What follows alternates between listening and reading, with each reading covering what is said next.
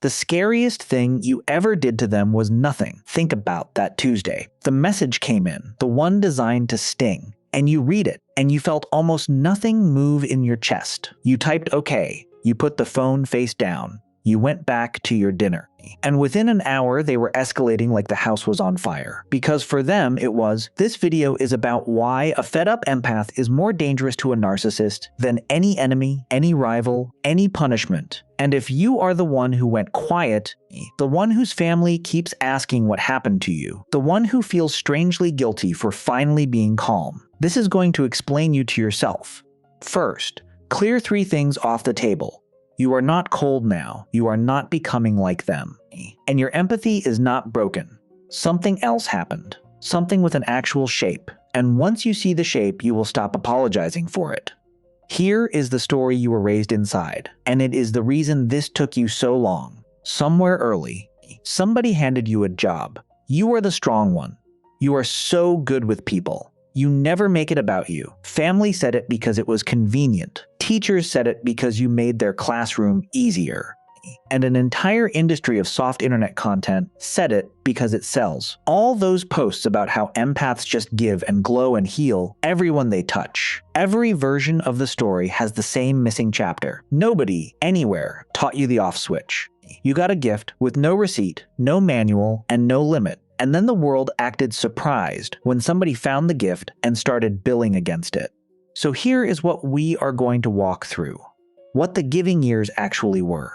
The tiny moment that flips the switch, and why it is never the big betrayal. What the switch actually changes inside you. Why your calm reads as a 5-alarm emergency to a narcissist. And at the end, the difference between done and bitter, because that difference decides the rest of your life. Start with the giving years, and let me describe them accurately, because the internet describes them as glowing, and they were not glowing. You ran an emergency room with no billing department, open all night. Every crisis admitted. The friend who only called mid-spiral. The partner whose moods you monitored like weather radar. The parent whose feelings you managed from age 9. An age when somebody should have been managing yours. 9 is approximate. The age moves around. The job does not. And you were good at it, which is the trap. An analyst named Otto Finichel, writing back in the 1930s, described what he called narcissistic supply. The outside attention and reaction. Certain people need the way an engine needs fuel. What nobody put in the same sentence until much later is this. If narcissists run on supply, then somewhere there has to be a supplier. That was the position you were recruited for, not because you were weak, because you were rich. Rich in patience, attention, forgiveness, second chances. Nobody drills where there is no oil. Every exhausting relationship in your history was a compliment paid in the worst possible currency. And the drilling has a documented cost. In 1974, a New York psychologist named Herbert Freudenberger coined the word burnout, and he did not coin it studying lazy people. He coined it studying the most dedicated ones. Volunteers at a free clinic, the givers, the ones who could not stop showing up. That is the pattern hiding in your exhaustion. Burnout is not a disease of the selfish. It is an occupational injury of the generous. You know the specific symptoms because you have been living them. You check on everyone, and when your own phone finally rings, you feel tired instead of loved. You rehearse being okay before family dinners. You cannot remember the last conversation where you did not do most of the emotional lifting. That is not a personality. That is a job description you never applied for. Then comes the flip. And here is the detail that confuses everybody around you. It is never the big thing. People survive affairs, bankruptcies, public humiliations, and stay. Then one Tuesday, the person leaves a coffee cup in the sink or makes one small familiar joke at their expense. And something closes quietly, forever. Your friends will say you overreacted to a coffee cup. Here is what actually happened. The coffee cup was not an event. It was a data point. And it was the data point that completed the file. For years, your empathy has been running a defense attorney for this person. He is stressed. She had a hard childhood. It is the job. It is the season. It is my fault for bringing it up at a bad time. Every incident got a story, and the stories were generous. Because generous is what you are. But underneath the stories, quietly, without your permission, your pattern recognition was keeping its own records. And on that Tuesday, the pattern completed, not the wound, the proof. The moment you stopped being able to unsee the pattern is the moment the defense attorney rested. That is why the last straw is always light. It did not have to be heavy, it only had to be the last one. Ask around, and you will find the pattern everywhere. Every done empath has a story that sounds absurd out of context. For one, it was a birthday text that arrived 2 days late, after 15 years of remembering everyone else's. For another, it was watching him charm the new neighbors with the exact voice he had stopped using at home. For another, it was the word relax, one syllable, and a decade closed. The outsiders always laugh at the smallness. Let them laugh. They saw a straw. You saw the whole haystack it landed on. Now, what the switch actually changes, because this is where you stopped recognizing yourself. The Swiss psychiatrist Carl Jung had a term for what happened next, enantiodromia, which is a very expensive Greek word for a simple observation. Pliff anything far enough and it turns into its opposite. Overgiving, pushed far enough, does not turn into slightly less giving. It turns into sovereignty. Look at what actually changed that week. You stopped explaining yourself, not because you gave up on being understood, but because you stopped needing their agreement to know what happened. That is the core of it, so let me say it cleanly. An empath in the giving years needs the other person to admit what they did. A fed-up empath has closed the case without the confession. You stopped arguing because arguing is a request, and you are out of requests. You stopped performing your hurt because the hurt was the product they were farming. People around you called it shutting down. It was the opposite. It was the first time in years that all of your energy stayed home. Your body noticed before your friends did. The sleep came back first, whole nights of it. After years of 3 a.m. ceiling staring, the jaw unclenched. Food tasted like something again. You started enjoying silence instead of scanning it for incoming weather. People asked if you had changed your hair, your diet, your job. No, you had just stopped running a second nervous system on top of your own. It turns out carrying another adult's emotions is heavy. Nobody measures the weight until they set it down. And now the part the title promised. Why this? Specifically, terrifies a narcissist more than rage ever did. Do the supply math. When you cried, they mattered. When you screamed, they mattered. When you spent 3 hours explaining basic human decency at the kitchen table, they had your complete attention for 3 hours. And attention is the product. Hate is not the opposite of supply. Hate is premium supply. The true opposite of supply is what you handed them on that Tuesday.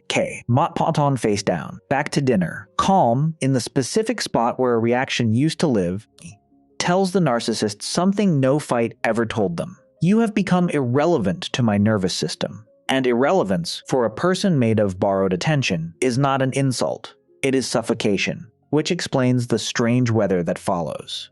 Watch what happens after an empath goes quiet. And this part is so predictable you could set a clock by it. First comes the sudden sweetness, the good morning texts from someone who ignored you for years, the reservation at the restaurant you stopped mentioning. Then the manufactured crisis, a health scare, a family emergency, something that historically summoned you at full empathy within the hour. Then the guilt tour, where mutual friends start calling to say, he seems really broken up about this. Have you thought about hearing him out? Ride the sequence correctly. That is not love returning. That is a vending machine owner, kicking a machine that always paid out, wondering why nothing is dropping. Every escalation is a compliment to your silence. They are not fighting to get you back. They are fighting to get the reaction back. You are allowed to notice the difference. And when the whole sequence fails, when the sweetness, the crisis, and the guilt tour all bounce off your calm, watch the story about you change in public. You were an angel for years. Ask anyone. Now, suddenly, mutual friends hear that you were controlling, or cold, or that you changed. The timing gives it away. The smear does not start when you did something wrong. It starts the exact week your silence became permanent. That is not a coincidence. A supplier who quits must be discredited, because the alternative explanation is unbearable to them. The alternative explanation is that you saw clearly. Let the story run. The people who know you will notice that your only crime was going quiet. Peaceful people make terrible villains, and audiences figure that out faster than you fear. Which brings us to the last thing. And it is the one I actually care about, because it decides whether this chapter ends in freedom or just a different cage. The difference between done and bitter. From the outside, they look identical. Both go quiet. Both stop explaining. But run the test. And the test is one question. Where does your attention live now? Bitter still orbits them. Bitter rehearses the courtroom speech in the shower, checks their page from a fake account, tells the story at every dinner, waits for the karma to land, and calls all of that moving on. Bitter is still in the relationship. The currency just changed from love to resentment, and they will happily accept either one, because both of them are attention. Done is different. Done caught itself mid-shower speech one day and just lost interest. Here is the cleanest picture of the difference I can give you. Years from now, you run into them at the grocery store. Bitter feels the heart rate spike, rehearses all night, texts 3 friends about it. Don says hi means nothing by it, and forgets the encounter by the frozen aisle. Not because Dunn won the war, because Dunn left the country where the war was being fought. Dunn still feels everything, and this is the part I need you to hear. Dunn did not shrink your empathy. Your empathy is intact, all of it, for your people, for strangers, for the version of them that existed in your hopes. Dunn simply revoked one person's access to it. Feeling deeply and funding somebody's dysfunction were never the same thing. You spent years thinking they came as a package. They never did. So if you are the one sitting with the guilt tonight, the one thinking maybe I am cold now, maybe I gave up too easily, let me give you the exit sentence. You did not give up easily. You gave up last, after the extensions, the benefit of the doubt, the 100 private resets they never even knew they received. Nobody who watched the full tape would call your exit early. There was no audience for the full tape. There was just you. And you finally believed your own footage. So run it back. An emergency room with no billing department. A file that completed on an ordinary Tuesday. A switch that turned over giving into sovereignty. A calm that suffocates a machine built on reactions. And a fork at the end. Orbit them forever in resentment. Or walk out with your whole heart intact. You were never dangerous the way they said. You did not rage. You did not ruin. You did not become them. You just stopped showing up to a play that needed you in the audience. And an actor without an audience is just a person, alone in a room, talking. Keep your softness. It was never the weakness they treated it as. It just needed a door.